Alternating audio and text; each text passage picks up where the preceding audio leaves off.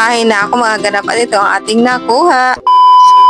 Hello mga ganap, sa for today's kaganapan nga, ayan, samahan niyo ako umakyat ng bundok at naisipan ko naman pumunta dito. Ayan, pagpasensya niyo na dahil kalakalaban talaga ako ng mga dahon ng pinya. Ayan mga ganap po, may bunga na yan. So ito, maglalakad ako mga ganap, doon pa tayo sa dulo dahil nga kukuha tayo ng kung ano makukuha natin dito na gulay. Ayan. So naglalakad na nga ako niyan at makita niyo dito mga ganap, napapakura na siya. Yan.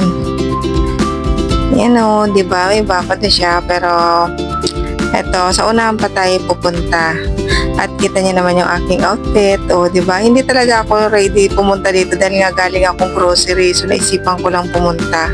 Kaya, ayan, naglalakad tayo. At pag uwi ko nito, yari na naman ang aking legs sa taang kate. Kaya lang na kumati ang aking legs dahil sa damo, wag lang ikaw. Hoy! So, ito na, nandito na ako mga ganap. Kukuha tayo ng mga pwede nating kunin. So, ayan, mga puno ng saging dyan. O, ayan. At nandito na nga kasabay, mga ganap. Ito yung aking dala. May mangga, may talbos ng kamote, at may kamuting kahoy, tapos may saging. So, yun lang muna for today's kaganapan. Thank you for watching and bye!